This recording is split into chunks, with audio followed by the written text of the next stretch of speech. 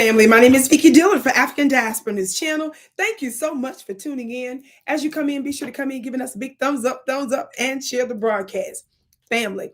Now, you all know Mayor Brandon Johnson of Chicago has been totally pressed, totally humiliated. And of course, he is under couple of different investigations in Washington, D.C. Of course, much of this was made possible, the environment, because Foundation of Black Americans have been holding him accountable for putting illegal migrants that violate the law, criminals, giving them resources and tangibles over those that are responsible for the creation of the United States of America. So he has been forced to do something more substantive. So during a recent Juneteenth unfurling ceremony, and I'm gonna read you just a little bit about it here in just a second, he made an interesting announcement. Now, this headline from New York Times says, Chicago mayor orders task force on reparations for Black residents. It says once the panel is established, it will have about a year to determine what reparations should look like in the city. The article goes on to talk about how no specific dollar amount has been determined. And it also references here, it says here that the order came after $500,000 was earmarked in Chicago's 2024 budget towards studying reparations. Of course, because this sounds so confusing so far, Foundation of Black Americans are sending a very strong warning to Mr. Brandon Johnson not to play with us, because if you think that this is going to be a slow walking trick bag thing, and if you think we're just going to let you sit up and just do studies and all that kind of stuff, you got another thing coming. Watch this brief clip here, this video clip of the announcement. There is work we can do today to repair the harms of the past and build a better future for posterity.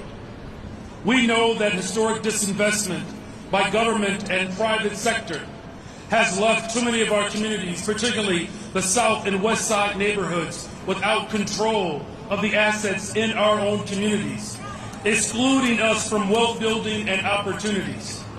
And that is why today, in collaboration with the Department of Planning and Development, under the leadership of Commissioner Sierra Boatwright, we are proud to announce a historic $4 million investment into community wealth building in the greatest city in the world, the city of Chicago.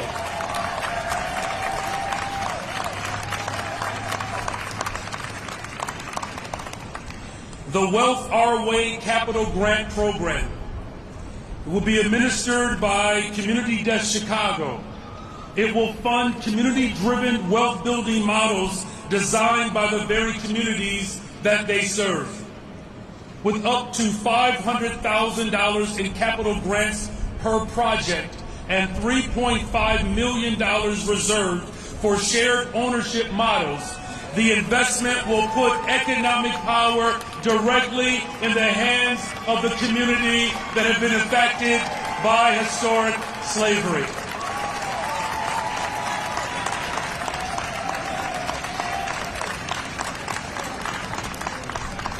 The impact of this initiative will be momentous. It will reduce blighted and abandoned buildings along commercial corridors on the south and west sides, while also creating safer and more walkable communities. Local ownership will give residents more control over the product and services entering in our communities. And worker co-op businesses will provide a path for generational wealth, helping employ people from around the city, but it will also help employees become owners and creators of wealth that they can pass on to the next generation. Wealth Our Way will bring us closer to building the Chicago that our ancestors dreamed of. So please join me in recognizing and celebrating Community Desk Chicago President and CEO Juneteenth Reparations.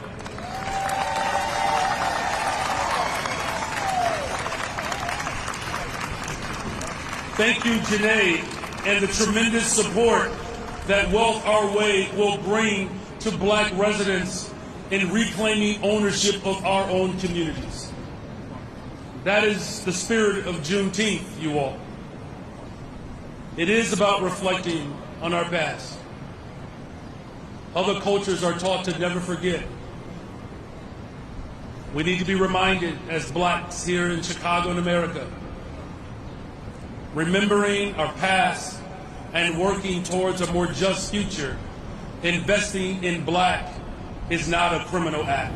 Okay, family, you best believe that I'm going to be watching this very closely because it's in its incipiency stage, the early stages. I'm trying to make more sense of what he's actually saying here. But the fact that, with that announcement there, it seems a bit confusing when he talks about first he said something about a $500,000 total. Then he talks about grants that would be given. And it's just too confusing. Then he talks about how $4 million is supposed to go towards something or another. So everybody's going to be watching this very closely. Of course, I'm going to have direct information sooner or later from my sources directly on the ground in Chicago. You best believe that. So stay tuned for that. I can't wait to hear what you have to say about it so far with this announcement, family. My name is Vicki Dillard, beloved. I am typically live on African Diaspora News Channel Tuesday through Thursdays, 2 p.m. Eastern.